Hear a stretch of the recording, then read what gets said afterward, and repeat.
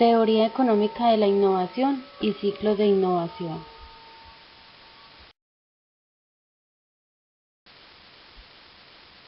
No sería posible abordar el estudio del proceso de innovación en la actualidad sin referirse a Joseph Schumpeter.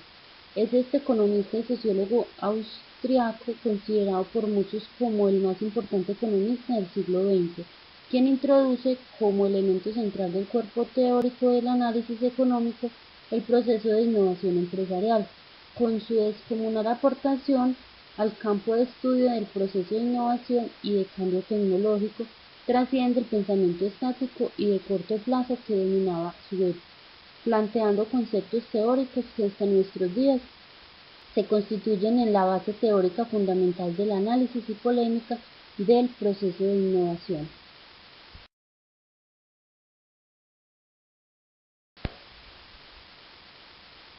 Estas carencias se reflejan especialmente en el estudio de las innovaciones y su difusión en el ámbito de las empresas. Sin embargo, con la aparición de la corriente neoschumpeteriana en los años 80, esta situación ha cambiado. Además, destaca algunas críticas de la corriente evolucionista a los supuestos de la teoría económica establecida, entre los que se encuentran la homogeneidad de los agentes, la racionalidad ilimitada y la capacidad de optimización del ser humano, es decir, los diferentes mecanismos a través de los cuales las empresas adquieren conocimiento científico, tecnológico o de cualquier otro tipo que facilitan el proceso de innovación.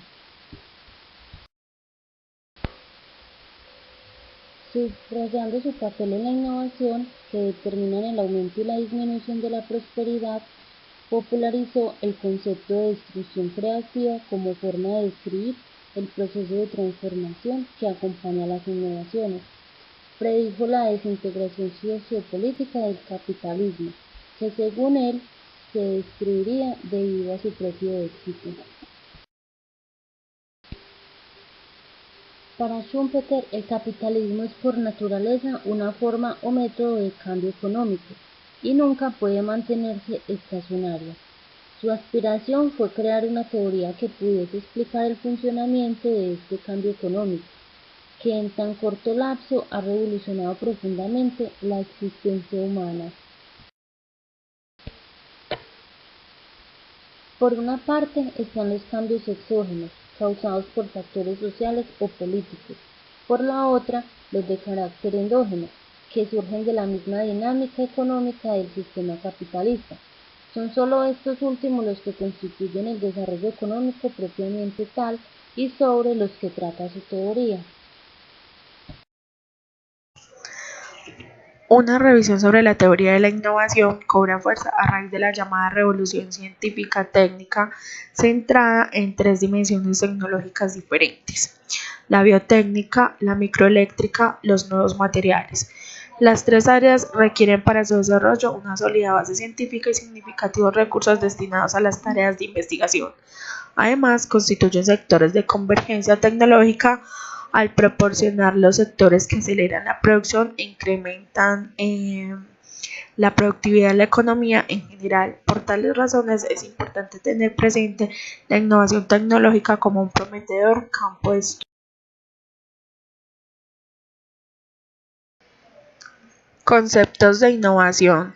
Personajes importantes y aportantes en la teoría de la innovación. Gabriel Tarde, 1843-1904. Él nos habló del conocimiento histórico y social en un proceso en el que intervienen la invención, la repetición, el conflicto y la adaptación. Joseph Schumpeter, 1883-1950. Nos habló de un nuevo bien, un nuevo método de producción, un nuevo mercado, conquista de una nueva fuente de suministros y una nueva estructura en mercado.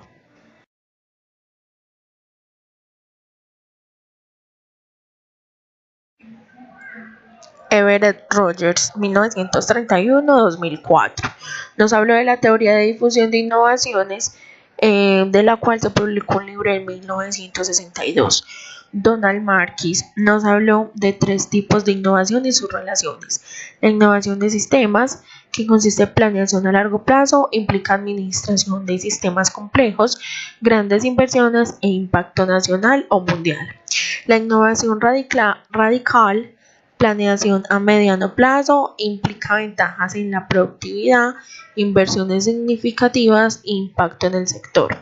Y la innovación gradual, que implica planeación a corto plazo, implica pequeños cambios sin alterar demasiado el equipo o proceso existente, suele requerir inversiones significativas y tiene un impacto inmediato en la empresa.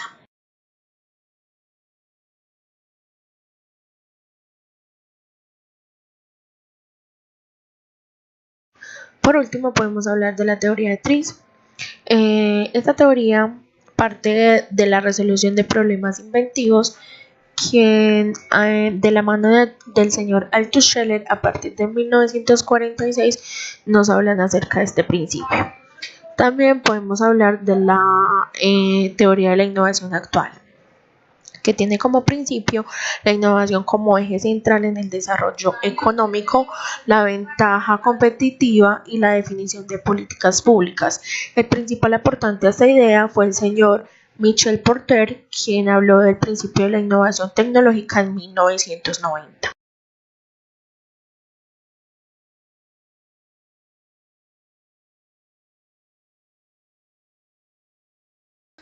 Teoría económica de la innovación y ciclos de innovación. Esta corriente se ha destacado por resaltar la importancia de análisis económico de la innovación, que había sido olvidada hasta cierto punto por la corriente dominante entre los economistas.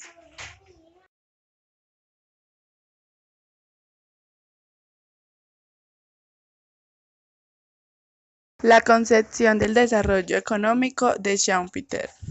En primer lugar, Schumpeter considera el proceso de producción como una combinación de fuerzas productivas, las que, a su vez, están compuestas por fuerzas materiales y fuerzas inmateriales.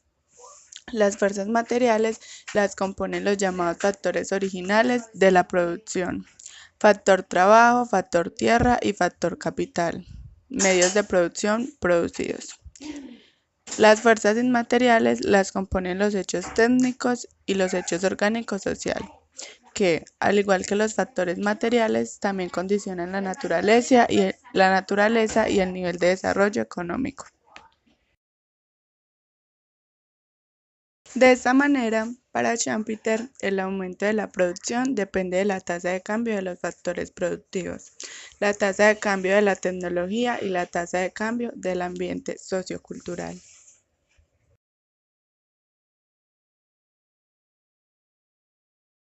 Sin embargo, no todos estos elementos tienen la misma importancia en cuanto contribuyen a la tasa de crecimiento de la producción. Para Schumpeter, estos elementos se pueden agrupar de acuerdo al impacto que ejercen sobre la evolución de la dinámica de una economía. Así, los cambios en la disponibilidad de los factores productivos, fuerzas materiales, provocan un cambio gradual, lento, en el sistema económico. Por tal razón, estos factores fueron denominados por el autor los componentes de crecimiento económico. Los efectos de cambios tecnológicos y sociales, tecnología, innovación y ambiente sociocultural ejercen un impacto más decisivo y más dinámico. Por esta razón, estos factores inmateriales fueron denominados por Schumpeter fuerzas o factores del desenvolvimiento económico o evolución económica.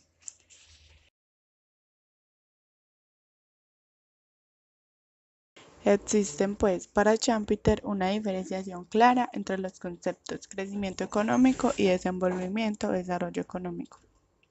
El crecimiento económico es el aumento de los medios de producción producidos y al incremento de la población, que es la abastecedora de la fuerza de trabajo necesaria para el proceso de producción. Pero este proceso por sí mismo es lento y no genera transformaciones socioculturales importantes. Su única manifestación es el crecimiento de la producción y su impacto en la sociedad es cuantitativo y no cualitativo. desenvolvimiento o desarrollo económico.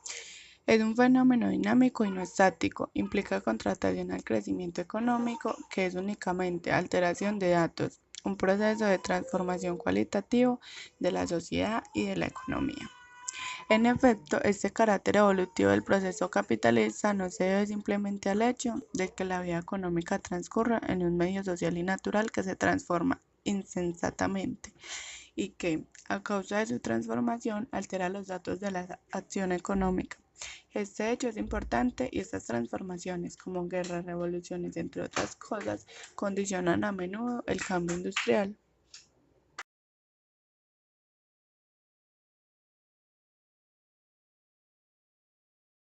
Para Schumpeter, la fuerza fundamental que mueve la producción capitalista y al sistema como un todo es el fenómeno tecnológico y con él el proceso de innovación tecnológica, pero no las innovaciones incrementales de las cuales, asegura, cae bajo el análisis estático y no explican las transformaciones sociales. Para Schumpeter, lo importante son las innovaciones radicales, aquellas capaces de provocar cambios revolucionarios, transformaciones decisivas en la sociedad y en la economía.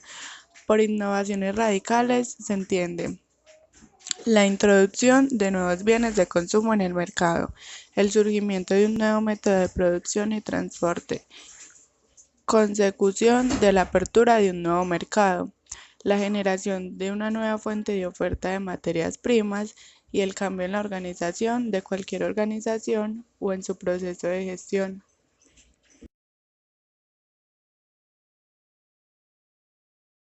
El concepto de empresa y de empresario innovador.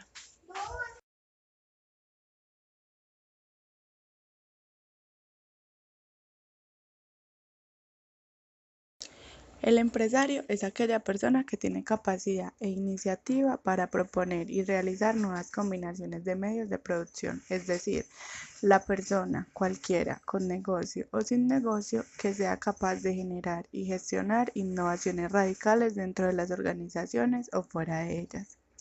En este sentido, no todos los hombres de empresa, directores o industriales son empresarios, porque pueden desempeñar una actividad económica sin intentar nuevas ideas o nuevos modos de hacer las cosas. Los empresarios tampoco asumen los riesgos, esa función queda para los accionistas, que son típicamente capitalistas, pero no empresarios. Los empresarios pueden tener solo una temporal relación con determinadas empresas, como financieros o promotores, pero son siempre pioneros en la introducción de nuevos productos, nuevos procesos y nuevas formas de organización o introducirse en nuevos mercados. Son hombres con facultades excepcionales que aprovechan oportunidades que otros no perciben o que crean oportunidades gracias a su propio arrojo e imaginación.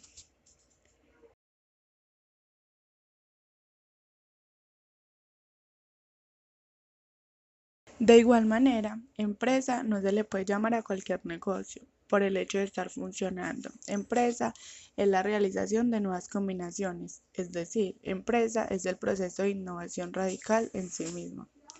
Por tanto, un negocio que funcione a través de la rutina, es decir, en donde no existan procesos de innovación, empresas de base abierta, no se les puede dar el calificativo de empresas.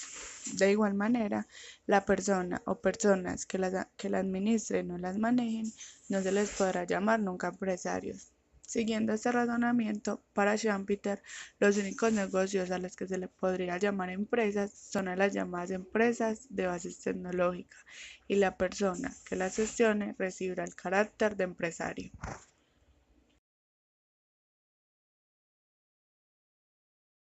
El papel de la innovación en el desarrollo económico y el determinismo tecnológico. Schumpeter hace mayor énfasis en la innovación, asegurando que los factores socioculturales, aunque son importantes, no determinan decisivamente este desarrollo.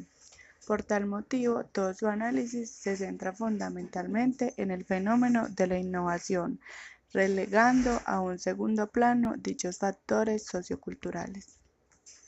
Pero en la actualidad, sus predecesores llevaron este planteamiento hasta el extremo, interpretándolo como si los factores socioculturales no ejercieran influencia alguna en el proceso de desarrollo económico y que, por lo tanto, el único factor determinante sería la innovación. Se abre, pues, todo un periodo de determinismo tecnológico en donde se piensa que esta es la causante de todo lo malo y lo bueno que existe en nuestra sociedad en los momentos actuales. En efecto, muchos piensan, los más optimistas, que la ciencia y la tecnología son el instrumento que puede hacer que el crecimiento y el desarrollo económico de los países subdesarrollados pueda acelerarse. Es más, estos mismos autores llegan a afirmar que esta ciencia y tecnología serían los elementos capaces de sacar del subdesarrollo a estos países. Los otros, los más pesimistas, han pensado que, por el contrario, la ciencia y la tecnología se han constituido en la causa más importante de las enormes desigualdades sociales y económicas que existen actualmente en el mundo. Es indudable que la ciencia y la tecnología juegan un papel importante en el desarrollo de las fuerzas productivas, pero no podemos perder de vista que éstas no son autónomas, que por el contrario, su papel en el desarrollo lo ejercen en y desde determinadas condiciones socioeconómicas que determinan su carácter, funcionamiento e impacto. El desarrollo de la ciencia depende de la forma en que una determinada sociedad produce sus bienes materiales, y esta forma está determinada por el carácter que asumen las relaciones sociales de producción en un momento histórico determinado. En últimas, el que la tecnología sirva para hundir en la miseria a muchos países del mundo o para sacar de la pobreza a otros tantos, no depende de la tecnología misma, sino del conjunto de relaciones sociales existentes, es decir, de la estructura de intereses económica y de poder prevalecientes en la sociedad en un momento histórico determinado y que da forma a esta sociedad e imprime su lógica de funcionamiento en este marco histórico-social concreto y no fuera de él, en el cual la tecnología se genera, se transforma y se utiliza.